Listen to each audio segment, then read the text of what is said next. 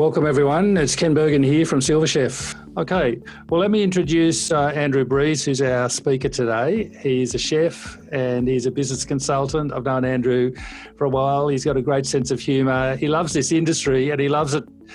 He really wants to make it more profitable and more successful and easier to run, and I guess kind of bring the joy back into it in a way too, because people who are not making money or are struggling with kitchens usually don't smile too much. Hey Andrew, great to have you here. Hi Ken, thanks for having us. So just what's the 3-minute Andrew story since you started cooking? I did obviously did an apprenticeship many years ago. I'm a bit older now. Halfway through my apprenticeship, I did a Bachelor of Business in Hotel and Catering. Back then, computers were just sort of coming out, and I liked the idea of numbers. I really like numbers. Is probably the main thing. I knew that I couldn't cook when I was getting older, so there was a way out of the kitchen, but having the skill behind me, I could use that. And I developed cooking books, developed over a number of years, but 10 years ago I started cooking the books with one programmer. He now heads up our office over in Vietnam. We've got 10 over there, we've got 6 here, sometimes in Melbourne when we're allowed to have people in our office. Got a big giant office and no one in here at the moment.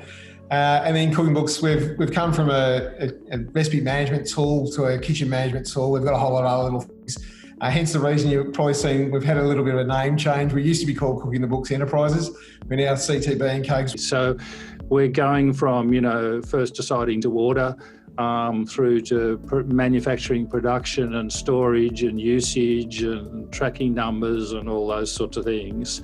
So why don't we start at the beginning? Tell us a bit about some stuff about ordering stock levels and stock take. And what I'm going to do is I'm just going to have our faces. Mia, if you want to kind of hide everyone else, it'll just be Andrew and I at the minute. And let's have a look at this issue. I think the first thing that came across when I got the slide with all the question, it comes down to one really important thing. It's all about consistency. And I think consistency plays a really big role in food costing, food preparation, all those sorts of things. And I think a lot of the time, consistency and kitchens don't hang out that much. I think you should do it a bit more than once in a while. Consistency is a major thing, and then you've got compliance on top of that. So I think they're really important things for all the questions we're going to talk about today. So we can bring it nearly every one of them back to consistency. Well, I know as a customer it's pretty annoying if there's something you really like and you go back to have it again and obviously, different chef tonight. Yeah, Tuesday chef gives a little bit extra. Yeah. I want to talk about a purchasing system. What is the main goal you've got there? You're ordering to minimise your waste and obviously to maintain your profitability. Some of the jobs I've had over the years as a chef, my last head chef's job, I went and they had a food cost of around about 70% and a labour bill of about 70 as well. So basically they weren't making any money. Overnight, you can lower that by buying the right products. And this was a really big one in that job I was just talking about. They're buying the wrong product for the wrong price for the wrong job. So what are you actually using it for? What's an example? They used mushroom sauce. They were making about 100 litres of mushroom sauce a week, and they were buying the best mushrooms you've ever seen. I've never seen better mushrooms than these, perfectly white, perfectly round, all the same size. And they had someone slicing them all up every day and then making mushroom sauce out of them. Overnight, I said, no more. I think they were about $60, $70 a box. I said, we're going to buy second mushrooms. We know what a second mushroom is, Ken. It's a bit like us. It's not quite right, it's a bit older. A little bit bruised. Bruises on it. So what we're doing with that, we're slicing them up and making mushroom sauce. Now, at the end of the day, no one's seeing the mushrooms. They're all sliced up. So to be honest, they're a better flavour, the second ones as well. So you're actually making a better sauce for, I think it was about 900% cheaper than what they were. And you can all go into your kitchens and have a look at what you're buying.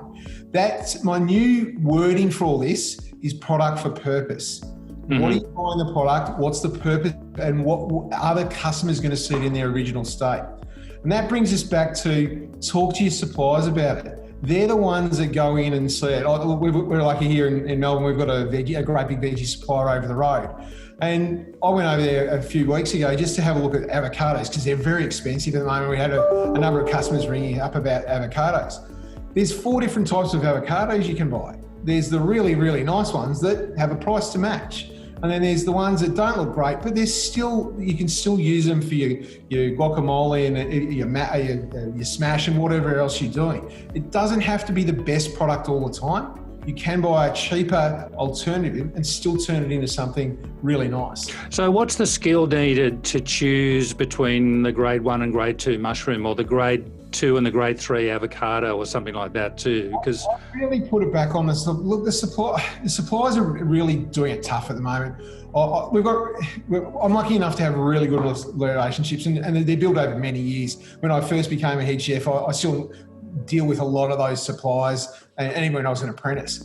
The suppliers, I know, back when I started, we used to yell and scream at them and treat them not great, because there was always another one. But if you build a relationship with a supplier, they're going to help you. They're there to make your business better as well, because they want to be paid all those sorts of things. So I talk to the supplier, sit down with them, they go to the markets, they see all these things that are happening, they'll give you better deals. Like I can remember when I was a chef, my old executive chef used to yell and carry on to the supplier. We run out of seafood. He rings them up, no answer on a Sunday. So you've got to think about, if you're good to them, they're going to bring you officials, they're going to look after you. So I would regularly talk to the suppliers about this sort of stuff if I was you guys.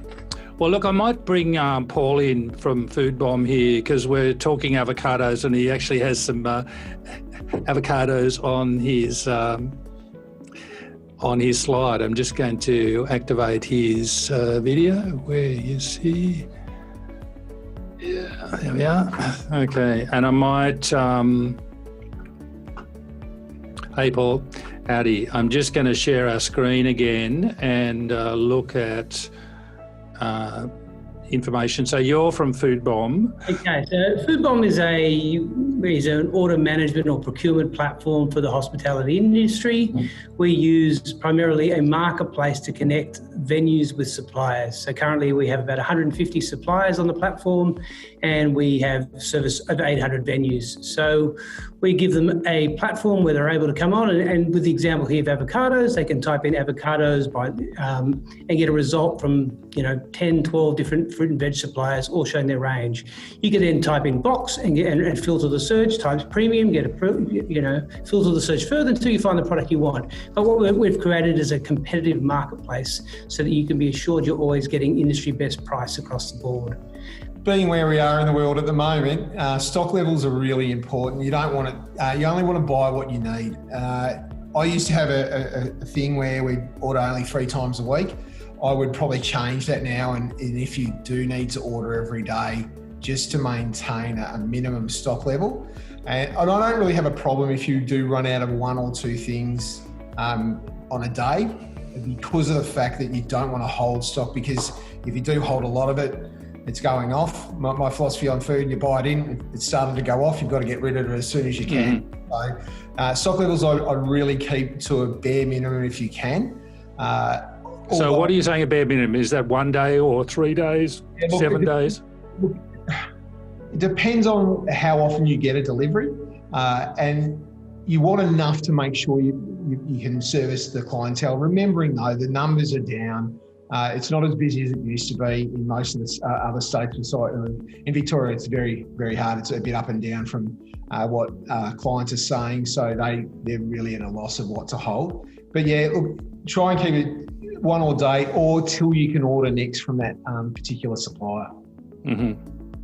Right. So there's a question there from Angela about recipe costing program, and Mia, if you'd like to drop the link in there, that's the offer that Andrew's got for his recipe costing system.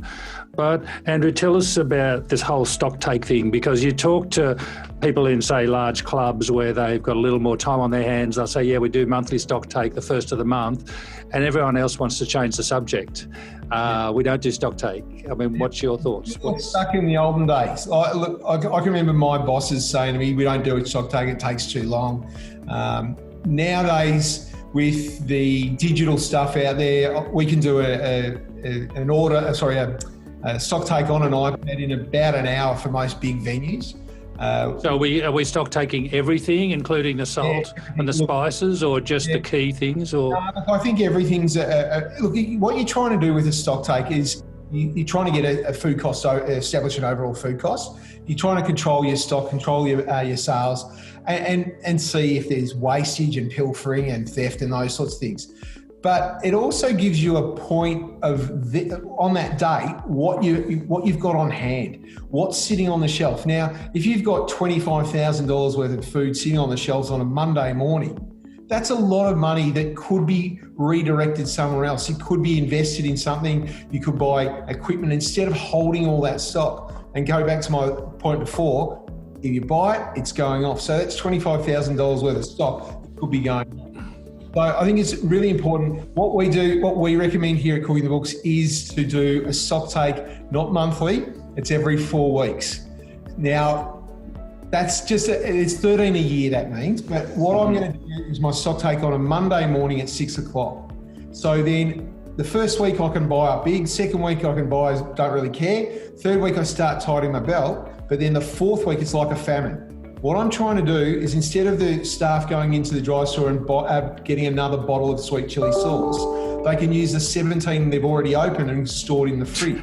What I'm trying to do is rotate that stock and use it up. So when I count my stock on that Monday morning, I'm counting this small amount. Now, I was at my last job was at a big hotel group. We would count no more than $5,000 worth of stock on that particular day.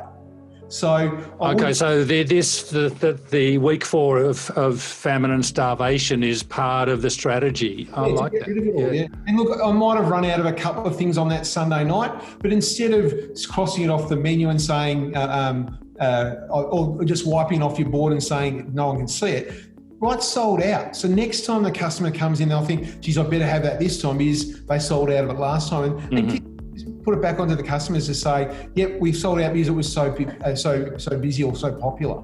Mm-hmm. So food storage, that's the next part.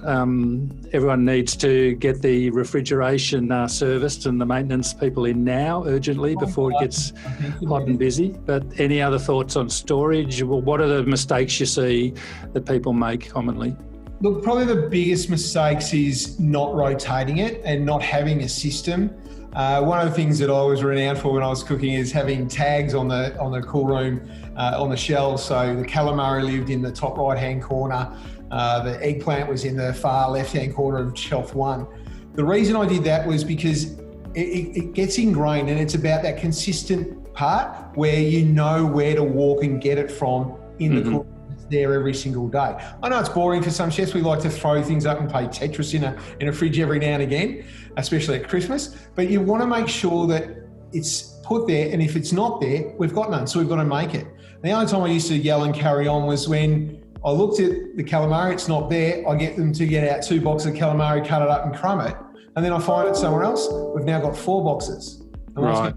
That's going to be wasted. So that's probably the biggest thing I see I like the label thing. I'm remembering a chef I used to have in my cafe days, and he said, my cool room has to be like a boutique, everything exactly that, and he had labels everywhere. And it's actually one person sort of decided it was all too much for them and they left, thank God, because they were the messy one.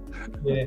Oh, there's a couple of things out there. The Chinese can take away containers we all portion in. Portion control is a really big one for this sort of stuff too. But the takeaway containers, there's a few issues with them nowadays that they are getting a bit expensive. There's some other products. We've got a few oat products. If you go to our website, there's a few products that we've got portion pockets. We've also, before you probably mentioned it, Ken, we've got a new product called Sticky Dates, which is our labelling system. It's a little thermo printer that prints the label from your iPhone, and you can print as many out as you like. I think we've got a bit of a prize for that later on.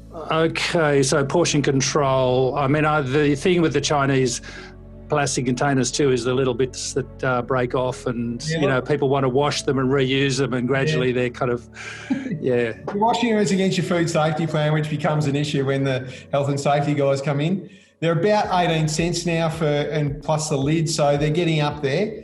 The other thing too is they're on the planet for 250 years. I've become an environmentalist now that I'm not cooking too much, so I don't cook in anger anymore. So yeah, look, there's some other things. We've got some plastic bags that we promote on our website as well. So yeah, look, there's lots of things to do that. The decor containers, I know they're a bit expensive, but you can get them on special at. They're on special every now and again. Yeah. Yeah, really good. Some good specials at Coles and Woolies as well. So have a look around for those as well. And Josh has made a good point here about overcrowding of fridges was a big issue where he worked at one stage as well. And I mean, yeah, if you haven't got enough refrigeration, that's what happens. Yeah, look, that seems to be a big problem with all the great architects out there. The last thing they think about is the kitchen. They're all about the space outside for the people. But we do need fridges and stuff. Look, if you can portion it up as much as you can, that way they're smaller. The containers are easier to move around your fridge. But yeah, I know it does get tough. Mark's got a question about what's your opinion about the underutilisation of vacuum packers? Vacuum packing, is that a solution? Yeah, I think so. We used to vacuum pack a number of things. I used to get it done by the butcher. We sold a ribeye, and every now and again we'd sell 50 or so a night, but then we couldn't sell any for a few days. So we got them individually packed, and that way when we got an order, we just open the pack. We didn't have to pre-open a whole lot. So yeah, I think that's another way to look at it as well, especially nowadays with some of the cheaper options out there that will only last a couple of days, which is. But I think picking up on Mark's point too, that there's still people scared of them, or they just haven't got the bench space for them, or what? They're big, cumbersome things, so it might be one of the issues. But there's a lot of little ones that are coming on the market. They're more domestic, but they still do the job for interesting. Yeah, well, little domestic one's a good way to experiment, and if you find it's a cracker, then you can invest in something more. Okay.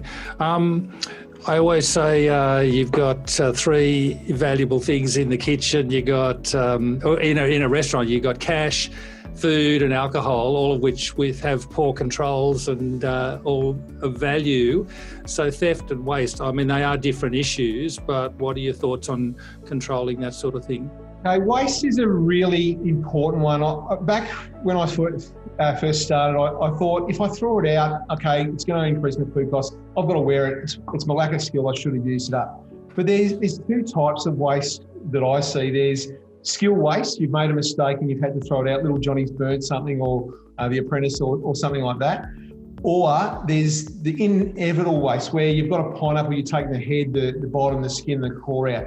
55% of a pineapple ends up in the bin, so that's unavoidable. But you've got to account for it when you're doing your yields sort of stuff. But sort of things that you've got to think about with the waste is, why is it occurring? Is it a lack of skill? Have you ordered too much? Do you have recipe cards? Is it the wrong production, poor rotation of stock, those sorts of things? So you've got to look at those. What I would do to stop waste, or to help you stop waste, you've got to put a chart together, and we can when we send some stuff out tomorrow, or we can send some stuff out. Get a chart. You want to know who's involved, what's actually been lost. Is it a valuable item? If it's something that's not a great deal of cost, it mightn't be as important as the pine nuts that you've burned or something like that. Where's the loss occurring? When is it occurring? How is it occurring, and why? It could be a training issue. One of the jobs that we did a little while ago for a client, every Tuesday night they'd throw a whole lot of stuff out. And what was it? The chef on the Tuesday had Sunday, Monday off, came in and thought everything was off, so he threw it all out. So it might be just the lack of knowledge or lack of skill that I'm saying. By using a chart, you can see exactly what the problem is. You can then make the problem go away or fix the problem. One of the biggest mistakes chefs make is to yell at your staff if they burn or do something wrong. What happens then is they'll hide it. They'll put it in the bin. So you'll have a high food cost with no real reason. So what I do with that chart, you've got all your losses on there, all your wastage. I'd add it all up, put a figure next to it, put it underneath their rosters, and show them the amount of money that we are actually throwing away. Don't yell, don't carry on about it, but just show them. And when it goes down, make a big song in there. Yeah, it's interesting you say that about waste sheets. I've seen them attempted to be used in so many times, but it's almost like a punishment thing, and it just, they're just ignored most times or made up. Yeah, I wouldn't do it. I wouldn't use it as a punishment tool. I know chefs will want to, but I think you want to know what's going on, and that's the big way to find out what is being thrown out. And it might be, you might have just an establishment that does waste a little bit of stuff because of the fact, especially. I'm just thinking, there's a tool, an app called iAuditor, which I really like for systems, and for sort of close-up systems where you've got to photograph certain things and, tick off items. And it's the sort of thing where exceptions like that could be photographed as well, couldn't they? That'd be another way around. Angela's just said, do you use these charts daily or weekly, or what's the best way? I'd be entering it daily because they'll forget.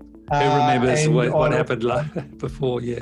Well, I think we've got this in books. We've got a wastage section where they can grab their phone and type it in straight away. It then pulls the data from the stock, and you could get a value of it straight away. So I definitely do it daily. And even if they had to stop what they're doing and write it down, I do it as soon as you can. If you've got a calendar or your diary, if you've got a diary in the kitchen. Yeah, nice. Let's move on to talking about food cost percentages. One of those questions people say, what should my food cost percentages be? Like they say, what should my wage percentage be? So, well, first of all, could we find out about what's the menu and, what's the service style and things? But it is a question you get thrown a lot. What should my food cost percentage be? Look, I do get this, this is probably the number one question whenever I walk in or someone rings me up. I always say 30 because that's traditionally what everyone's trying to get. If you're under 30, anywhere from 30 to 25, you're doing extremely well now. And we're lucky enough to have a lot of clients around that figure. Under 25, I start to worry what you're actually giving the customer, and is it flour and water? Sustainable. I'll get a bit nervous around those numbers under 25, unless there's a few that do get that because of the fact of what sort of restaurants they are. Between 30 and 35, I could probably pick you're doing a couple of things wrong. One of them would be over portioning or making some bad decision on what you're buying there. Over 35, I'm getting a bit concerned. Under 35 to 39, you're doing a lot more things wrong. You're probably having some things go really wrong each time you're doing your stock take, or you're not counting it right.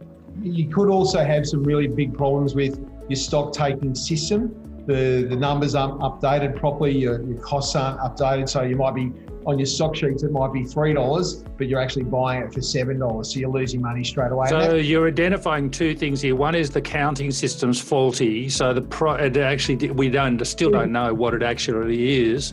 What about if you've got a high protein menu, seafood or steak or things like that? Yeah, though, you've got also the sides and stuff that should balance it all up. And that's something you've got to look at. Are you a steak restaurant, or are you selling just high-priced items? And therefore, it should reflect the selling price in that as well. So, over 39, I'm yet to see this be wrong on this, but I would put down that someone's stealing something. Okay, interesting. Over 39. Realistically, there's something going majorly wrong if it's over 39. So your cooking the books system, that'll kind of flag this on an ongoing basis, or is it once a week when we do the stock take, or how does it work? It's all about data. So look, it does some great things, and it gives recipe costings and all those sorts of things, which we'll talk about later. But at the end of the day, I'm really about numbers now. And we look at the cold hard facts of the data, what you're buying, what you're making, what you're selling it for, all those sorts of things. And you can't really trick it. If you're doing it, if you're entering your invoices each day, you're recording receiving it properly. And that's another thing. If you're not receiving, you're not watching the invoices when they're coming in, that can be a major issue in your cost percentages. So yeah, look, the data doesn't lie. So you can see all that. Yeah, good point. And one thing that's one of the unintended consequences, a good consequence of this, terrible situation in the last few months, people actually watching their numbers and being much more accurate. Because if you want JobKeeper or if you want those BAS refunds, you actually have to prove your case and be ready to be audited. And people are Yeah, the bookkeeping that's being done is fantastic. I must admit, look, we've got some fantastic customers out there, but the last probably 8 weeks has been mayhem here at Cookie Books. Now people have got time to look at this stuff. Yeah. We're the first one they're ringing, which has been fantastic. We've picked up some really great customers lately, so it's been good. Interesting. Let's talk about the old question, make or buy. And you know, from my days when we used to have a pastry chef in my cafe, and the more we made, the more we sold, and it was pretty amazing stuff we made too. But then someone would come along and say, can you pay them properly now? Look, the thing with make or buy, look, we've got 63 participants. I'm probably going to upset a few people now, especially the chefs out there. Remembering I am a chef at heart. There's always an argument with make or buy, and you've got to take the emotion out of it, because chefs are emotional beasts. We all want to make it, and we all think we make it the best. We've got to teach our apprentices. The customer expects us to do it, and it's going to ruin my integrity if I buy it in. I look at it a little bit different, and look, we've got an example that we'll send out later on of if you should make a cake or buy a cake. Yeah, we're going to include that in the email that you'll be getting tomorrow. Yeah. But what you've got to really look at is, what is the best financial decision for my business? I'll give you a quick example. I did many years ago. It was a outside caterer, and they did a lot of pesto. I went to the chef and said, look, I think we should get this made by another company. Give me the recipe, I'll get a confidentiality agreement, and let them make it. Anyhow, went there, did that, and they came back with about $20 a litre. I then asked the chef to cost it out, and he was $18. And he said, look, I told you so, it's better us making it. And that you've got to include the labour component there, which he did. Sure enough, that week, little Johnny burnt 200 kilos of pine nuts at $50 a kilo. Now, what did I then say to the chef? I told you so. Because the cost of those pine nuts is directly related to his food costs. If the company that he got it made from burnt them, they wear it. So you've got to really look at, what do you do really well in-house? Can it be consistent? Now, I mean consistent, not today and tomorrow when you're there. Thursday, Friday, Saturday. Coming back to that thing that you started talking about it right at the beginning. Yeah. Can you consistently do it? Another one we used to do at the last place I worked at, we made chicken parmas. Now, chicken parma, you can buy the hearts in there, really easy to get, a couple of bucks. I made it for $2.10. So, sorry, $2.20. About 20 cents dearer for us to make it in the building. But I did that because everyone around, it was Brighton, a very posh suburb in Melbourne. Everyone around us bought the hearts in, the pre-made stuff, but I made them myself because, one, I knew what crumb I was putting on, I knew what chicken it was, I knew that it looked a little bit funny shape, but I could get the size I wanted as well. But I could reflect that in the selling price as well. So I'm not saying, chefs, buy it all in. I'm saying buy the ones that you can't change. If someone else can do it, like a cake, if you're not set up to make the cake, buy it in. There's professionals out there, that's all they do. They'll make it every single time exactly. So I might go to them with my recipe also, you're saying? Yeah, there's lots of, especially in Sydney and Melbourne, and Briese for that matter, lots of companies out there that'll take your recipe and do it for you. Okay, got a question here from Angela. When costing, being a new startup, what advice do you give in relation to working out the cost per recipe? Specifics like using vegetable, do you dummy test every recipe, cut and weigh every ingredient to fine tune in costs? Yes, Angela. Okay, so Angela, my tip, please, I beg you. Costing, one piece of equipment that you're going to use forever is costing scales. And they're pretty cheap, like lots of electronic equipment. The price keeps falling these days. You know how you go into the deli and they put the 3 rashers of bacon on and it's always more than you think, and they put the price per kilo in and it tells you that's exactly what you need. So this way, I mean, chefs obviously going to use them a lot, but you as the owner, you can see the actual cost of the seafood in that seafood pasta, and that those burgers are being made to exactly 200 grams, if that sort of thing. I think that's a pretty useful tool, especially for a startup. Anyway, that's my beef, Andrew, but you're the expert. Digital set of scales is a must. Yeah, you've got to have a digital set of scales. And then that comes down to your portion control too. Angela, one of the things when you start up, I would be going into the kitchen regularly, grabbing your digital set of scales and weighing some things that they've cut or portioned, just to make sure they're all that consistent part again.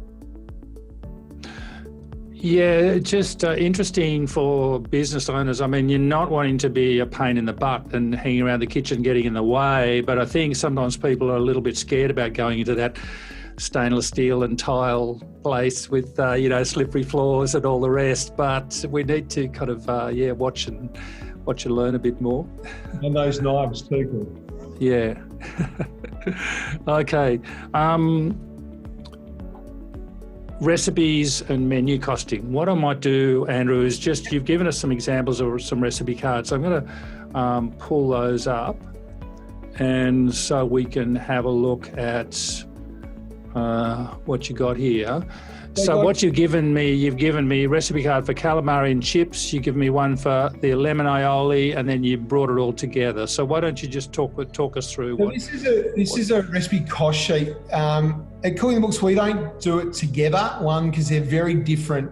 There's different information on both of them. So this is what I would call a recipe cost sheet. It talks about the numbers behind the dish. So in here you can see the number of portions, the portion size at the end of it, every ingredient costed out per gram, milliliter, whatever it is.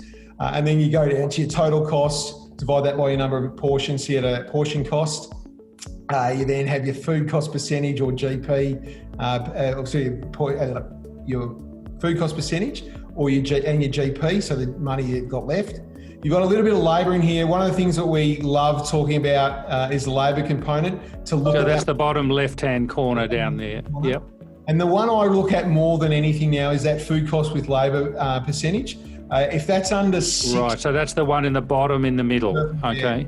Yeah. That's probably the most important one on this piece of page, and not a lot of systems will do that. Not a lot of the TAFEs don't look at this either. So I think this is a really important one nowadays that this should be... Well, that gives you the accurate numbers to do that make or buy decision, doesn't it, as well? And that's what this is all about, costing it out and making sure you're making some money out of it. This should be done for every single recipe on your menu. What does that actually mean? The next one's the aioli, which is going into the calamari and chips. So it's a side of that. Your side salad, if you're making that, I'd do that as a recipe. Your salt and pepper mix that you're putting onto it, I'd do that as a recipe. So everything becomes a recipe. That way, when you do another recipe with salt and pepper or aioli, you've got the recipe to put into it as well. So look, there's a lot of work for this, and that's why chefs don't like doing them. Nowadays, I can do a recipe card in about 5 minutes now with the system we've created. But getting that information is probably the hardest. Well, I think you raise an important point, though. I mean, poor old chef is kind of already working long hours, and then you say, sit down at the laptop, dry your hands. And I mean, like most people, not that chefs, well, a lot more chefs probably, if they're, youngies now, they know how to type a lot faster than probably a lot of others. But if you're a two-finger typist, it's not fair. And that's where I think there's some admin help. The person in the office or whoever does the bookwork, or, give them that, chef, just give us your handwritten recipes and let's someone else turn this. Chef can come back and check it, but to expect that kind of fiddly manual labour, I don't think that's a good use of someone's time. This is the actual, what I call a recipe card. This highlights what's in it, how it's made, any sub-ingredients in there. We've also got nutrition on this one as well. I know you're all going to hate me, but it's coming. We'll all have to have nutritional panels on every single soon. Look, I think... When is it coming? When do you think that'll come? The UK announced that we're going to make it mandatory in a couple of years. I think that might be pushed back because of that little thing called COVID. So, but I could see it realistically. It's starting to happen, or it's happened in QSRs, fast food stuff. Aged care are doing it as well. So it's just going to flow on to cafes, restaurants, pubs and clubs. It's inevitable. And I think to do that now would be virtually impossible. And the amount of hours you'd have to do would take a lot. But what I'm doing with this is I'm trying to get a consistent product by someone making it. Don't care who it is. The other thing that you need to look at is the description in there. If I've got 2 kilos of onions, what does that actually mean? Does it mean 2 kilos of raw onions or 2 kilos of whole onions? I'd spell it out as much as you can. You remember, you're trying to create the same flavours, taste, consistency. Spell it out as much as you can. Now, Angela's brought up a really good question, which comes up a lot. What about wastage? Why haven't you included wastage in this? If you go back to the previous screen, we do have a wastage percentage in there. We don't fall. So where's that? That's the yellow column in the middle. Okay. So the wastage depends on what you're doing. We've got some percentages in, like I said, the pineapple, 55% of a pineapple. Some may waste a little bit depending on how they cut it. But wastage, I would put that in there, especially if you're cutting your own steaks, those sorts of things. You can also, a lot of our customers will put in a variance part in there as well. So they'll allow a 5% variance on the costs as well because of the fluctuations. But remembering, we're capturing all this information as soon as an invoice comes in. So we're updating these pretty regularly. We've got alarms to say if your recipe goes over a certain percentage, it'll let you know, and those sorts of things as well. Good question. I suppose my opinion around the wastage thing is wastage is going to flow through to, as soon as you say, you're sort of saying allowable waste, it's almost like it's okay to waste 20%. What was the one you had 20% there of lemons or something like that? So what that 20% is saying, you can, out of that lemon, you can only use 80% of it. So of the weight, okay. The whole porterhouse, about 15% of it is fat, so you're not really going to use. Okay, so that's a year. That we're talking about yield now, aren't we? Okay, right. A little bit of terminology, I guess. Okay. Anyway, good question. It's one that people often ask about. Yeah. Any other? The thing with these too, Ken, is who should see them? That's a question I get asked a lot, and everyone says, "Oh, just the chef." Like, out of 100 people, most of them wouldn't show. Out of the chefs we talk to pretty regularly, back in the old days, no one had ever seen. They'd be in the top corner of the office of the chef, and they'd look at them, and that's all. These should be dirty. They should have mess all over them because they're used, especially the one on the screen, the recipe card. The recipe card should be seen. The cost sheet, I'd show everyone in the kitchen because you want them to understand that it's not pine nuts, it's $55 a kilo pine nuts. So they take responsibility of the products that they're using. So I let everyone see. Even suppliers, I've often shown the cost sheet to try and help me get a cost down. Yeah, now a couple of more good questions here. One from Kate's asked about, does your system speak to zero? I'm becoming a salesman now. We link with everything. Kate, I'll get you to contact Andrew afterwards. That's a good question. I think there's plenty of integration. One from Justin asking about, for your squid, how do you cost in the frying oil? What sort of percentage of, is there a weight percentage, a rule of thumb or something? Yeah, look, what Adam Galway, who was at Red Cape in Sydney, is the group executive chef there, we did a thing. He's now working for me now. We did a thing after he left on oil. What we did was we worked out how many fries we had, how much oil was going into them each week, and then we divided that by the number of meals we did for the week at a cost per dish. And then put that in. And did you have what was the figure? Yeah, it was about 2 cents. Realistically, it didn't mean a lot over all the rest. Yeah, but there's the cost of the oil when you have to tip the whole lot out too. Yeah, look, it depends on how many deep fries you've got. If you've got over 4 deep fries, you're really not necessarily throwing it out all the time. You're picking it up all the time. Yes, okay. If you look after it, oil's a really important one. I had an oil register where I'd write down what we did to each of the deep fries every day, so I knew exactly what was going on with them. Sure. Okay. I might just grab a couple more questions here. One from Joe. A small cafe with only cooks, not chefs. So how do you factor in the cost of doing these coatings? I think it may be costings, Joe, is it? I think Joe's question is about, there's a lot of work, a lot of fiddle with all of this. at what point or what size is it worth actually diving into recipe costing? Every one of my clients is going to get through COVID okay. And the reason I believe that majority of the places they get through, they understand the costs associated with their dish. So I think it's a must. If it's my money that I've invested in a cafe, I don't care how much I'm turning over, I want to make money out of it. And that's the best way to do that is have costing. Well, it might be a spreadsheet or it might be a system like this or something like that. But you can do it on Excel. Look, if you're turning over anywhere over $12,000 a week in food, I think you need a system that can be robust enough to do all this sort of stuff. And there's lots of ways you can manipulate that to fine tune who you're paying to do. Yeah. Okay. Interesting. Question from Angela is a good one. Do a master recipe costing cost across multiple suppliers and work out the best option?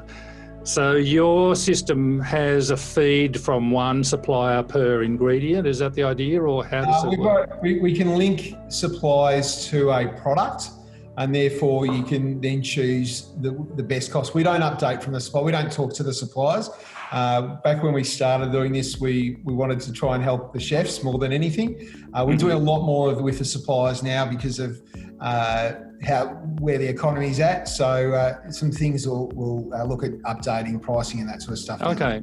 I think one of the themes that you're putting here, though, is like we're keeping constant attention on this.